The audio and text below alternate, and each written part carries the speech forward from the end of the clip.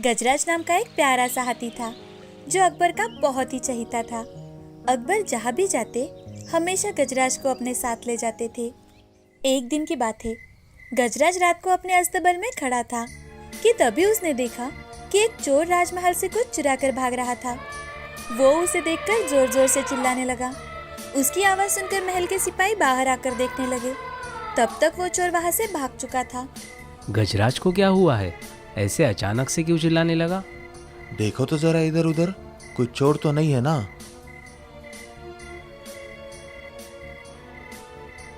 अरे यहाँ पर तो कोई नहीं है। क्या तुम्हें कोई दिखाई दिया? अरे नहीं भाई, मुझे तो कोई नहीं दिखाई दिया। चलो अंदर जाते हैं। वैसे भी गजराज भी अब शांत हो चुका है, तो फिक्र करने की कोई बात नहीं। सिपाही अंदर चले जाते हैं। सुबह होते ही जैसे ही महावत गजराज को चारा डालने के लिए आया, गजराज फिर से जोर जोर से चिल्लाने लगा। गजराज इतने जोर जोर से चिल्लाने लगा था कि दरबार में राजा अकबर तक गजराज की चिल्लाने की आवाज़ पहुंच गई। बिरबल, ये तो गजराज की आवाज है ना? हमारा गजराज ऐसे अचानक इतना चिल्ला क्यों रहा है? पता नहीं महाराज, सिपाही बता रहे थे कि कल रात भी गजराज चिल्ला रहे थे।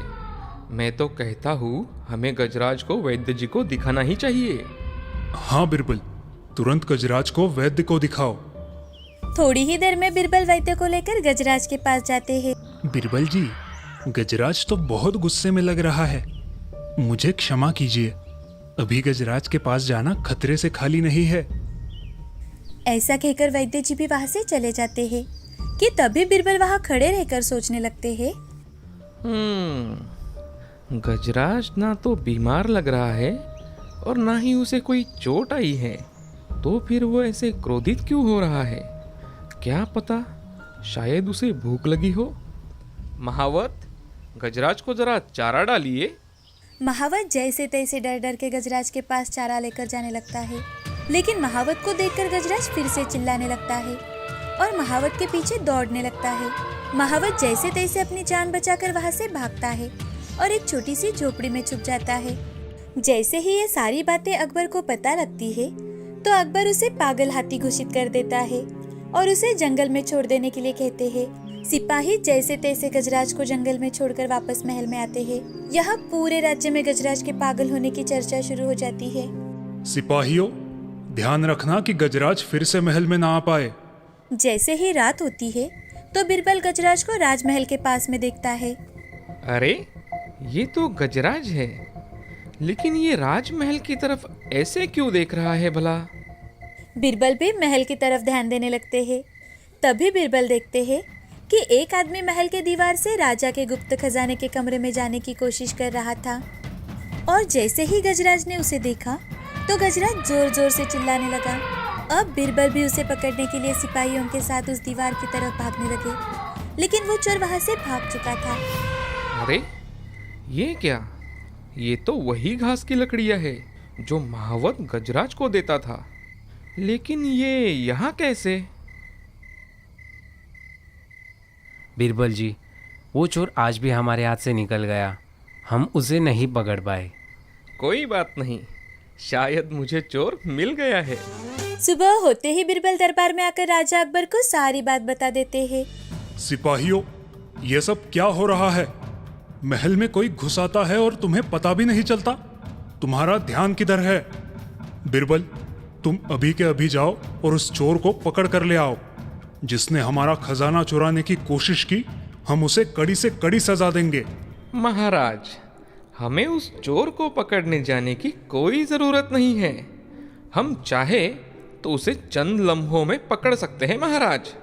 वो यही इसी महल में है। ये तुम क्या कह रहे हो बिरबल? चोर, और वो भी महल के अंदर के लोगों में से कोई? ये कैसे मुमकिन हो सकता है? जी महाराज, बस उस चोर को पकड़ने के लिए हमें गजराज की जरूरत पड़ेगी। अगर आपकी आज्ञा हो तो क्या मैं गजराज को राजमहल में लेकर आ सकता हूँ? बिरबल, लेकिन वो पागल हाथी हमारी क्या मदद करेगा? और कहीं उसने तुम्हें भी मारने की कोशिश की तो क्या करोगे? नहीं महाराज, वो सब आप हम पर छोड़ दीजिए। ऐसा कहकर बिरबल गजराज को ढूंढने के लिए जंगल की ओर बढ़ते हैं। कुछ दूरी तय करने के बाद उन्हें एक पेड़ के पास गजराज दिखाई देते हैं। बीरबल बड़े ही प्यार से गजराज के पास कुछ घास लेकर जाते हैं और उसकी सूंड को थपथपाते हैं। गजराज भी अब शांत हो जाता है और चारा खाकर बीरबल के साथ महल की ओर निकल पड़ता है। गजराज को देखकर सब डर जाते हैं। महाराज, महल में जितने लोग हैं सभी को एक कतार में आकर खड़े रहने की आज्ञा दीजिए। महाराज सभी को एक कतार में खड़े रहने की आज्ञा देते हैं। जैसे ही सभी सिपाही, महावत, नौकर एक कतार में खड़े हो जाते हैं, तभी बीरबल गजराज को सामने लेकर आते हैं। बताओ गजराज, वो चोर कौन था? गजराज महावत के पास जाता है और उसे सूंड से उठाकर पटक देता है और अकबर के पास जाकर उनको प्रणाम करता है। अकबर गजराज का बदला रूप देखकर चौंक जाते हैं। देखा महाराज, गजराज तो बेचारा हमें सिर्फ चोर के बारे में बताना चाह रहा था, इसीलिए वो महावत को लेकर इतना क्रोधित हो रहा था, क्योंकि उसने महावत को रात में आपके कमरे की दीवार के पास देख लिया था और हमने तो गजराज को ही पागल हाथी घोषित करके जंगल में छोड़ दिया। हाँ बिरबल, ये तो बहुत बड़ी गलती हो गई हमसे। हमने बिना कुछ जाने अपना फैसला सुना दिया। जी महाराज, इसलिए हमें कोई भी निर्णय सोच समझ कर लेना चाहिए। अगर आज गजराज ना होते तो शायद हम चोर को कभी पहचान ही नहीं पाते और बेचारे गजराज, उनकी कोई गलती न होने पर भी उन्हें ये सजा मिल जाती। तुम सही कह रहे हो बिरबल, आगे से हम हमेशा इस बात का ख्याल रखेंगे।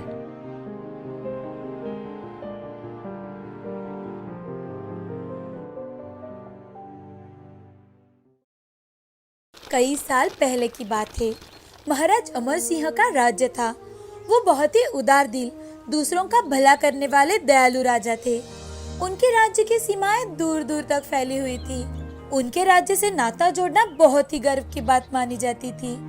महाराज अमर सिंह को एक पुत्री थी जिसका नाम सुमित्रा था, जो दिखने में बेहद ही खूबसूरत थी। सुमित्रा शादी के लायक हो चुकी थी, तो राजकुमारी सुमित्रा के लिए दूर दूर से रिश्ते आना शुरू हो चुका था। एक दिन महाराज अमर सिंह सुमित्रा से, सुमित्रा, आपके लिए विश्व राज्य के राजकुमार का रिश्ता आया है। अगर आप चाहो तो हम उनसे रिश्ते की बात आगे बढ़ा सकते हैं। अपने पिताजी के बात सुनकर राजकुमारी सुमित्रा, पिताजी, हम चाहते हैं कि हमारा पति जो इस राज्य का महाराज बनेगा, उसे किसी चीज का कोई गर्व ना हो, जिसके मन में दया भाव कूट कूट कर भरा हो, साथ ही जो हमारे साथ मिलकर एक अच्छा अनुशासक बने, हमारे मन के साथ साथ हमारे राज्य के हर एक इंसान का ख्याल रखे। पुत्री, ऐसा पति तुम्हें स्वयं ही ढूंढना होगा, क्योंकि हम उसमें आपकी कोई मदद नहीं कर सकते, लेकिन हाँ, आपका स्वयंवर जरूर कर सकते हैं। जी पिताजी, हमारी कुछ शर्तें होंगी जो हमसे शादी करने वाले राजकुमारों को माननी पड़ेगी। जैसी तुम्हारी इच्छा बेटी। आखिर तुम हमारी एक शूरवीर, पराक्रमी और बुद्धिमान के साथ साथ इकलौती बेटी हो।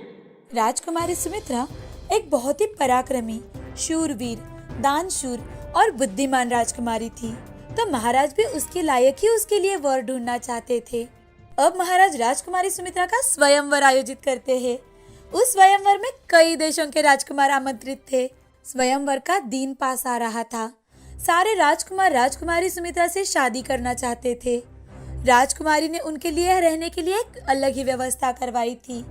अब राजकुमारी एक राजकुमार का रूप धारण कर लेती है और अपने गुप्तचर को अपने साथ लेकर उन राजकुमारों के बीच में जाती है और उनसे, प्रणाम राजकुमारों, हम अरबी राज्य के राजकुमार सुमित है। हम भी आपके जैसे ही राजकुमारी से शादी करने हेतु यहाँ उपस्थित हुए हैं। हम आपसे भी दोस्ती करना चाहते हैं। क्या आप सब हमसे दोस्ती करेंगे? राजकुमारी के ऐसे कहते ही उनमें से सिर्फ 5 राजकुमार ही उनसे दोस्ती करते हैं और बाकी के राजकुमारों में से एक, हम भी यहाँ राजकुमारी से स्वयंवर करने आए हैं, ना कि किसी से दोस्ती करने आए हैं। हम चलते हैं। अगर इतनी दूर राजकुमारी से मिलने आए हैं तो उन्हें ही जानेंगे वो कैसी है। और वहां से चले जाते हैं। अब राजकुमारी 5 राजकुमारों से दोस्ती करती है, उन्हें जानने की कोशिश करने लगती है। शाम के समय महाराज ने जानबूझकर राजकुमारी के कहने पर सभी राजकुमारों की खातिरदारी करने के लिए मद्य की व्यवस्था करवाई और महाराज राजकुमारों से, आप सभी हमारे मेहमान हैं और आपकी खातिरदारी करना हमारा कर्तव्य है। तो आज आपके लिए पेश है हमारे राज्य की सुंदर नर्तिका प्रणाली, आशा करते हैं आप सभी इसका आनंद जरूर लेंगे। महाराज की बात सुनकर 5 राजकुमार जिन्होंने राजकुमारी से दोस्ती की थी, उनमें से 3 राजकुमार सामने आते हैं और वो महाराज से, प्रणाम महाराज, हम आपके आभारी हैं और ये हमारा भाग्य भी है कि आप हमारा इतना ख्याल रख रहे हैं, किंतु हमें इस बात में कोई रुचि नहीं है। हम इस राज्य के अखाड़े में शस्त्रकों को देखना चाहेंगे, अगर आपकी इच्छा हो तो। तीनों राजकुमारों को देखकर महाराज खुश हो जाते हैं। वो एक सैनिक को उन तीनों के साथ अखाड़े में जाने की अनुमति देते हैं। अब वो तीनों वहां जाकर शस्त्रों की जानकारी हासिल करते हैं। महाराज और राजकुमारी दोनों उन तीनों के पीछे अखाड़े की ओर प्रस्थान करते हैं और उन्हें अखाड़े में अभ्यास करते देख राजकुमारी बहुत ज्यादा खुश हो जाती है। राजकुमारी को खुश देखकर महाराज, सुमित्रा, क्या अब हमारी दामाद ढूंढने की प्रतीक्षा खत्म हो चुकी है? नहीं पिताजी, अभी एक पड़ाव बाकी है जिसे पार करते ही हमें हमारे राज्य के भावी महाराज मिल जाएंगे। आखिरी पड़ाव? और वो क्या है पुत्री? आप सिर्फ इन तीनों राजकुमारों को हमारे राज्य की सुंदर पहाड़ियाँ देखने के लिए भेज दीजिएगा। आगे का हम खुद संभाल लेंगे पिताजी। जरूर पुत्री, हमें तुम पर गर्व है। हम जानते हैं तुम जो भी करोगी वो बिल्कुल सही करोगी। हम हमेशा तुम्हारे साथ हैं।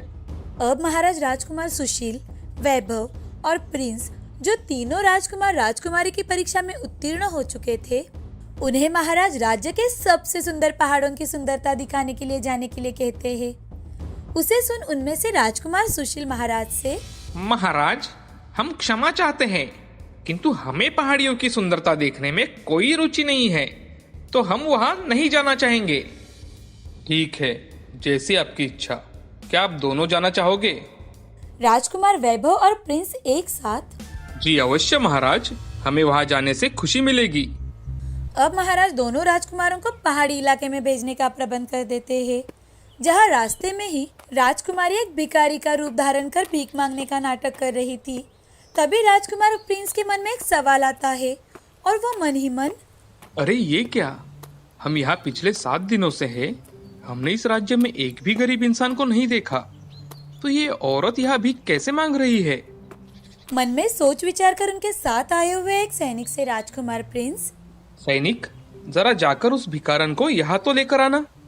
राजकुमार प्रिंस की बात सुनकर राजकुमार वैभव उनसे, अरे ये क्या, आप एक भिखारी से बात कर अपना दिन क्यों खराब करना चाहते हो भला? हम पहाड़ियों की सुंदरता देखने जा रहे हैं। वो कितनी कुरूप है देखो, और तो और वो कई रोगों से भरी भी लग रही है। चलो हम आगे चले जाते हैं। नहीं नहीं, अगर आप जाना चाहते हो तो आप चले जाइए, हम उससे बात करना चाहते हैं। तभी राजकुमार वैभव वहां से चले जाते हैं और राजकुमार प्रिंस वहीं पर उस भिखारन से बात कर रहे थे, उसकी पूछताछ करते हैं और उसकी मदद कर वहां से चले जाते हैं। ये देख राजकुमारी राजकुमार प्रिंस को अपने पति के रूप में चुनती है।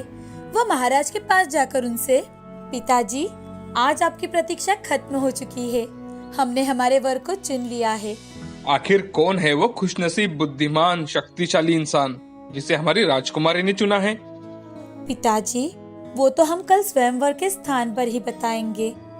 अब महाराज सारे राज्य में राजकुमारी के विवाह की बात को सैनिकों के सहारे फैला देते हैं, पूरे राज्य के लोगों को आमंत्रित करते हैं।